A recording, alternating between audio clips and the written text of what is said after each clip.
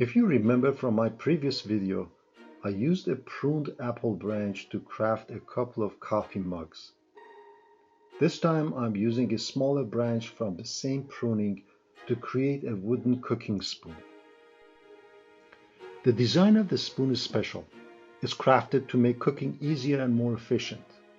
I modeled it after an old wooden spoon I've been searching for, but couldn't find it anywhere. Now, I'm excited to bring this timeless and practical design to life with my own hands. The first step is to create 3 flat surfaces on the log that are perpendicular to each other using a hand plane. I carefully shaped the branch to create these flat surfaces. This step helps with the overall cutting process.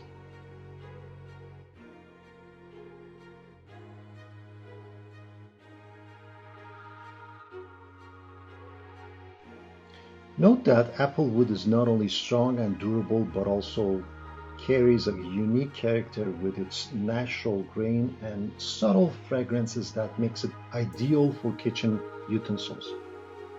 Plus, repurposing branches from your own pruning adds a personal and sustainable touch to your kitchen blade.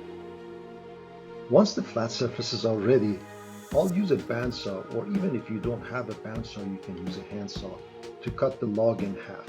Splitting the log provides a perfect starting point to cut the spoon's shape.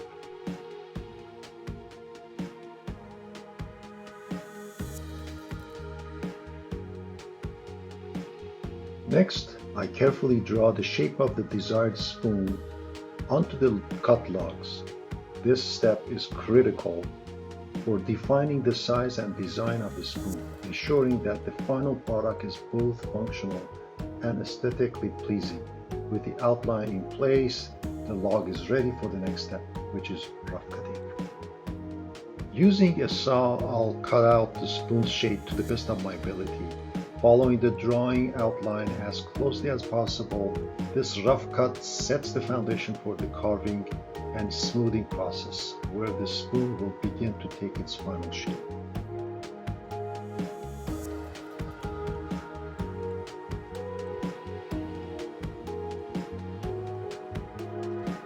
After the rough cut, I use a coarse wood file to refine the shape, bringing it one step closer to the final design. This process removes any excess wood left from the cutting stages.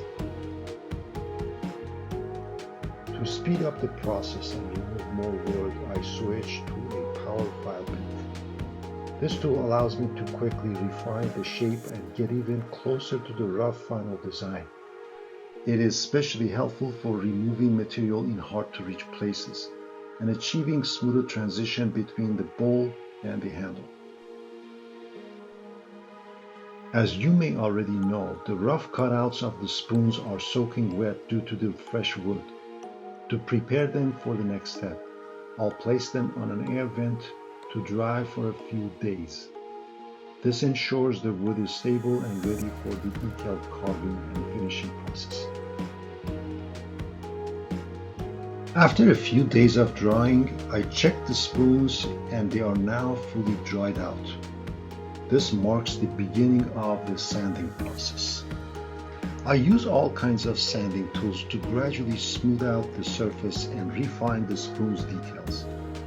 While sanding can be a tedious and time-consuming part of the project, it's one of the most rewarding steps. The final result, with its silky finish and beautifully smoothed texture, makes the effort worthwhile. After some hard work, the spoons are finally ready. I've removed every imperfection and sanded them to a silky texture. They are not only beautiful but also practical, perfect for my upcoming cooking adventure.